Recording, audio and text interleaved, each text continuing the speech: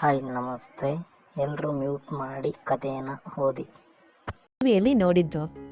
ಮತ್ತೆ ಇಷ್ಟು ದಿನಗಳ ಮೇಲೆ ನಿಮ್ಮನ್ನ ನೋಡ್ತಾ ಇದ್ದೀನಿ, ನಿಮ್ಮ ದರ್ಶನ ಭಾಗ್ಯ ಸಿಕ್ಕಿತು ಅಂತನ್ಬೇಕಾದ್ರೆ ನನಗೆ ಸ್ವಲ್ಪ ನಗು ಕೂಡ ಬಂತು. ಅಷ್ಟಕ್ಕೂ ನೀವೆಲ್ಲ ಹೇಗಿದ್ದೀರಾ, ಕ್ಷೇಮವೇ ಅಂತ ಕೇಳಿದ ವೀರಣ್ಣ. ಅವನ ಮಾತುಗಳನ್ನ ಕೇಳಿದ ನಾನು, ನಾವೆಲ್ಲರೂ ಚೆನ್ನಾಗಿದ್ದೇವೆ, ನೀನ್ ಚೆನ್ನಾಗಿದ್ಯಾ ಅಂತ ಕೇಳಿದೆ. ಹಾಗೆ ಸ್ವಲ್ಪ ಹೊತ್ತು ಅವನೊಂದಿಗೆ ಹರಟೆಯನ್ನ ಹೊಡೆದೆ. ನಾನು ಬಹಳ ದಿನಗಳ ಬೆಲೆ ಭೇಟಿಯಾಗಿದ್ನಲ್ಲ, ಹಾಗಾಗಿ ಕತ್ತಲಾಗ್ತಾ ಇರೋದನ್ನ ಕಂಡು ಮೆಲ್ಲಗೆ ಅಲ್ಲಿಂದ ಹೊರಟು ನಮ್ಮ ಮನೆಯ ಕಡೆ ನಾನು ಹೆಜ್ಜೆ ಹಾಕ್ದೆ. ನಾನು ಹಾಗೆ ಹಿಂದೆ ತಿರುಗಿ ಒಂದು ಹೆಜ್ಜೆ ಇಟ್ಟೆನೋ ಇಲ್ವೋ ಅಷ್ಟರಲ್ಲಿ ಅಲ್ಲಿರುವ ವೀರಣ್ಣ ಹೇಳ್ದ, ಅಬ್ಬಾ ಏನಿದೆ ನನ್ನ ಬಂಗಾರದ ಗಿಳಿ, ಯಾವಾಗ್ಲೂ ಪಂಜರದಲ್ಲೇ ಇರೋದಾ, ಒಂದು ಅವಕಾಶ ಸಿಕ್ಕರೆ ಊರ್ ಪೂರ್ತಿ ತೋರಿಸ್ತೇನೆ ಅಂತ ಅಂದ. ಅವನು ಆಡಿದ ಮಾತುಗಳನ್ನ ಕೇಳಿ ಕೇಳಿಸದಂತೆ ನಟಿಸಿದ ನಾನು ಕೋಪವನ್ನ ಹತೋಟಿಯಲ್ಲಿ ಇಟ್ಟುಕೊಳ್ಳಲಾಗದೆ ಅವನ ಕಡೆ ತುಂಬಾ ಕಸಿವಿಸಿಯಿಂದ ನೋಡಿದೆ, ಕೋಪದಿಂದ ನೋಡಿದೆ. ಆಗ ಅವನು ಕೂಡ ನನ್ನ ಕಡೆ ಅಷ್ಟೇ ಕೋಪದಿಂದ ಆತುರವಾಗಿ ನೋಡ್ತಾ ನಿಂತ. ತಕ್ಷಣ ನಾನು ಇಲ್ಲೇ ಇದ್ರೆ ನನಗೆ ಒಳ್ಳೆಯದಲ್ಲ ಅಂತ ಅನ್ಕೊಂಡು ಗಡಿಪಿಡಿಯಲ್ಲಿ ಅಲ್ಲಿಂದ ಮನೆಯ ದಾರಿಯನ್ನ ಹಿಡಿದೆ, ಮನೆಯ ಕಡೆ ಹೋಗತೊಡಗದೆ. ಅವನು ಮಾತ್ರ ಅಲ್ಲೇ ಹಾಗೇನೆ ನಿಂತು ನನ್ನನ್ನು ತಿಂದು ಬಿಡುವಂತೆ ನೋಡ್ತಾ ಇದ್ದ. ಅಂದಿನಿಂದ ಆ ವೀರಣ್ಣ ನನ್ನ ಬಗ್ಗಿಸಿಕೊಳ್ಳೋದಕ್ಕೆ ಮಾಡದ ಪ್ರಯತ್ನವೇ ಇಲ್ಲ. ನನ್ನ ಒಲಿಸ್ಕೊಳ್ಳೋದಕ್ಕೆ ತುಂಬ ಪ್ರಯತ್ನವನ್ನ ಮಾಡ್ದ. ನಾನು ಮಾತ್ರ ಅವನ ಮಾಯೆಗೆ ಬೀಳ್ತಾ ಇರಲಿಲ್ಲ. ಅದಕ್ಕೆ ಜೊತೆಯಾಗಿ ಯಾವಾಗ ಅವನು ನನಗೆ ಕಂಡ್ರೂ ಅವನ ಕಣ್ಣುಗಳಲ್ಲಿ ಆ ಕೋರಿಕೆ ತುಂಬಾ ಸ್ಪಷ್ಟವಾಗಿ ನನಗೆ ಕಾಣಿಸ್ತಾ ಇತ್ತು. ಹೀಗಿರ್ಬೇಕಾದ್ರೆ ಒಂದು ದಿನ ನಮ್ಮ ಮನೆಯಲ್ಲಿ ಕೆಲಸ ಮಾಡುವ ಮಲ್ಲಮ್ಮ ನನ್ನ ಹತ್ರ ಬಂದು ಆ ವೀರಣ್ಣನ ಬಗ್ಗೆ ಹೊಗಳೋದಕ್ಕೆ ಪ್ರಾರಂಭಿಸಿದ್ಲು. ಯಾವ ಸಂದರ್ಭ ಬಂದರೂ ಬೇಕೆಂದೇ ವೀರಣ್ಣನ ಪ್ರಸ್ತಾಪವನ್ನ ನನ್ನ ಬಳಿ ತಂದು ಅವನನ್ನ ಹೊಗಳುವ ಕೆಲಸವನ್ನ ಮಾಡ್ತಾ ಇದ್ಲು.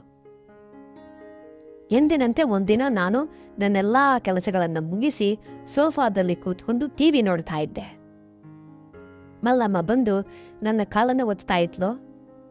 ಬಲೆ ಒತ್ತುತ್ತಾ ಇದೆಯಲ್ಲ ಮಲ್ಲಮ್ಮ, ನಿನಗೆ ಈ ಮೊದಲು ಮಸಾಜ್ ಪಾರ್ಲರ್ನಲ್ಲಿ ಕೆಲಸ ಮಾಡಿದ ಅನುಭವ ಏನಾದ್ರೂ ಇದೆಯಾ ಅಂತ ಕೇಳಿದೆ.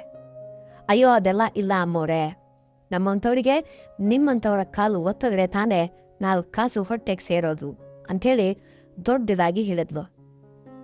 ಅಷ್ಟಕ್ಕೆ ನೆಲದ ಮಲ್ಲಮ್ಮ, ಮಸಾಜ್ ಅಂದಾಗ ನೆನಪಾಯ್ತಮ್ಮನೋರೆ, ಆ ವೀರಣ್ಣ ಕೂಡ ಬಲೆ ಚೆನ್ನಾಗಿ ಮಾಡ್ತಾನಮ್ಮ. ಅವನ ಕೈ ಏನಾದರೂ ಬಿತ್ತು ಅಂದ್ರೆ ಎಂಥ ಮೈ ಕೈ ನೋವಿದ್ರೂ ಕ್ಷಣ ಮಾತ್ರದಲ್ಲಿ ಮಾಯ ಆಗಬೇಕು ಅಂತ ಅಂದಾಗ ಆ ಮಾತು ಕೇಳಿ ನನಗೆ ಮಲ್ಲಮ್ಮನ ಮೇಲೆ ತುಂಬಾ ಕೋಪ ಬಂತು. ತಕ್ಷಣ ಏನೇ ನೀನು ಅವನ ಪರವಾಗಿ ವಕಾಲತ್ ಹಿಡಿದುಕೊಂಡು ಇಲ್ಲಿಗೆ ಬಂದಿದ್ಯಾ ಅಂತ ಕೋಪಗೊಂಡೆ. ಬಂದಾಗಿನಿಂದ ನೋಡ್ತಾ ಇದ್ದೀನಿ, ಅವಶ್ಯಕತೆ ಇರಲಿ ಇಲ್ಲದೇ ಇರಲಿ ಅವನ ಬಗ್ಗೆನೇ ಹೇಳ್ತಾ ಇರ್ತೀಯ, ಯಾವಾಗ್ಲೂ ಅವನ ಪ್ರಸ್ತಾಪವನ್ನೇ ತರ್ತೀಯ. ಅಷ್ಟಕ್ಕೂ ನಿನ್ನ ಉದ್ದೇಶ ಏನು ಅಂಥೇಳಿ ನಾನು ಅವಳನ್ನ ಗಟ್ಟಿಯಾಗಿ ವಿಚಾರಿಸಿದಾಗ, ಕೋಪ ಮಾಡ್ಕೊಳ್ಬೇಡಿ ಅಮ್ಮನವರೇ, ಏನೋ ಸುಮ್ಮನೆ ಹೇಳಿದೆ ಅಷ್ಟೇ ಅಂಥೇಳಿ ನನ್ನನ್ನು ಸಮಾಧಾನ ಪಡಿಸೋದಕ್ಕೋಸ್ಕರ ಪ್ರಯತ್ನಿಸಿದ್ಲು ಮಲ್ಲಮ್ಮ. ಮಲ್ಲಮ್ಮನ ಮಾತು ಕೇಳಿದ ನಾನು, ಆ ವೀರಣ್ಣನ ಉದ್ದೇಶ ನನಗೆ ಚೆನ್ನಾಗಿ ಗೊತ್ತು, ಅದಕ್ಕೆ ನಿನಗೆ ಇದೇ ಕೊನೆ ಬಾರಿ ಹೇಳ್ತಾ ಇರೋದು. ಇನ್ನೊಂದ್ಸಾರಿ ಅವನ ಬಗ್ಗೆ ಪ್ರಸ್ತಾಪ ನನ್ನ ಬಳಿ ತಂದೆ ಅಂತಂದ್ರೆ ನಿನ್ನನ್ನ ಬಿಡೋದಿಲ್ಲ, ಜಾಗ್ರತೆ ಅಂಥೇಳಿ ನನ್ನದೇ ಶೈಲಿಯಲ್ಲಿ ವಾರ್ನಿಂಗ್ ಅನ್ನ ನೀಡಿದೆ.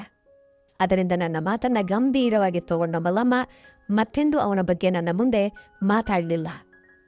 ಆದ್ರೆ ನನಗೊಂದಿನ ಅನುಮಾನ ಬಂದು ಮಲ್ಲಮ್ಮಳನ್ನ ಕರೆದು, ಅಸಲಿಗೆ ನೀನ್ ಯಾಕೆ ಅವನ ಬಗ್ಗೆ ಪದೇ ಪದೇ ಹೇಳ್ತಾ ಇದ್ದೆ, ನಿನಗೂ ಅವನಿಗೂ ಏನ್ ಸಂಬಂಧ, ನಿಜ ಹೇಳ್ತೀಯೋ ಇಲ್ವೋ ಅಂಥೇಳಿ ತುಂಬ ಜೋರಾಗಿ ಕೇಳ್ದೆ. ಆಗ ನನ್ನ ಮಾತಿಗೆ ಹೆದರಿದ ಮಲ್ಲಮ್ಮ ನಲ್ಲಗೆ ಅಸಲಿ ವಿಷಯ ಹೇಳ್ತೊಡಗಿದ್ಲು.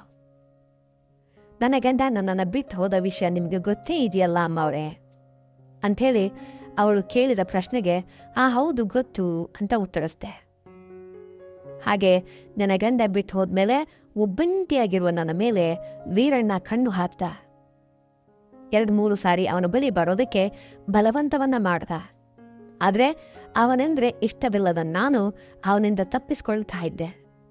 ಹೀಗಿರ್ಬೇಕಾದ್ರೆ ಒಂದಿನ ತೆಂಗಿನ ತೋಟದಲ್ಲಿ ಬಿತ್ತಿರೋ ಗೆರೆಗಳನ್ನ ಹಾಯ್ತಾ ಇದ್ದಾಗ ಹಿಂದಿನಿಂದ ಬಂದ ಬೀರಣ್ಣ ನನ್ನನ್ನ ಗಟ್ಟಿಯಾಗಿ ಹಿಡಿದುಕೊಂಡ. ಗುಡಿಸಲಿನ ಒಳಗೆ ಎಳೆದೊಯ್ದು ನನ್ನ ಜೀವನವನ್ನೇ ಹಾಳು ಮಾಡ್ದ ಅಂಥೇಳಿ ಅಳುತ್ತಾ ಹೇಳಿದ್ಲು. ಅಂದಿನಿಂದ ನಾನು ಅವನು ಹೇಳಿದ್ದೆಲ್ಲ ನಾನು ಮಾಡದಿದ್ರೆ ನಡೆದ ವಿಷಯವನ್ನ ಎಲ್ಲರಿಗೂ ಹೇಳಿ ಮರ್ಯಾದೆ ಕಲಿತೀನಿ ಅಂಥೇಳಿ ಬೆದರಿಸುತ್ತಾ ತನ್ನ ಕೆಲಸಗಳನ್ನೆಲ್ಲ ಮಾಡಿಸ್ಕೊಳ್ತಾ ಇದ್ದಾನೆ ಅಂಥೇಳಿ ಬೇಜಾರಿಂದ ಹೇಳಿದ್ಲು ಮಲ್ಲಮ್ಮ. ಹಾಗೇನೆ ನಾನು ನಿಮ್ಮ ಹತ್ರ ಇರುವಾಗೆಲ್ಲ ಅವನ ಬಗ್ಗೆ ಹೇಳುವಂತೆ ನಿಮ್ಮ ಮನಸ್ಸಿನಲ್ಲಿ ಅವನ ಬಗ್ಗೆ ಒಂದೊಳ್ಳೆ ಅಭಿಪ್ರಾಯ ಮೂಡುವಂತೆ ಮಾಡೋದಕ್ಕೆ ನನಗೆ ಟಾರ್ಚರ್ ಕೊಡ್ತಾ ಇದ್ದ ಅಂಥೇಳಿ ಭಯಾನಕ ಸತ್ಯವನ್ನ ನನ್ನ ಮುಂದೆ ಬಿಚ್ಚಿಟ್ಲು. ಅವಳು ಹೇಳಿದ ಮಾತನ್ನ ಕೇಳಿ ನನಗೆ ಮೈ ಝುಮ್ ಅಂತಾಯ್ತು.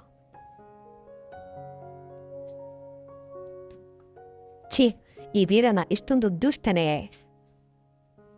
ಯಾವುದೇ ಕರುಣೆ ಇಲ್ಲದ ಈ ನರರೂಪದ ರಾಕ್ಷಸನನ್ನ ಇನ್ನು ಮುಂದೆ ಬಿಡಬಾರದು ಅಂಥೇಳಿ ನಿರ್ಧಾರವನ್ನ ಮಾಡಿದೆ. ಜೊತೆಗೆ ಇವನೊಂದಿಗೆ ಜಾಗರೂಕತೆಯಿಂದ ಇರಬೇಕು ಅಂಥೇಳಿ ನನಗೆ ನಾನೇ ಎಚ್ಚರಿಸ್ಕೊಂಡೆ.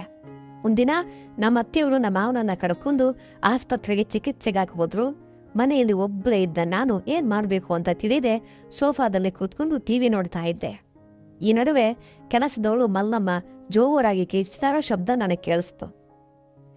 ತಕ್ಷಣ ಬೆಚ್ಚಿ ಬಿದ್ದ ನಾನು ಆ ಶಬ್ದ ಎಲ್ಲಿಂದ ಬರ್ತಾ ಇದೆ ಅಂತ ನೋಡೋದಕ್ಕೆ ತ್ವಸಕ್ಕೆ ಹೋದಾಗ ಅಲ್ಲಿ ಆ ವೀರನ ಮಲ್ಲಮ್ಮನಿಗೆ ಚೆನ್ನಾಗಿ ಮಾಡ್ತಾ ಇದ್ದ.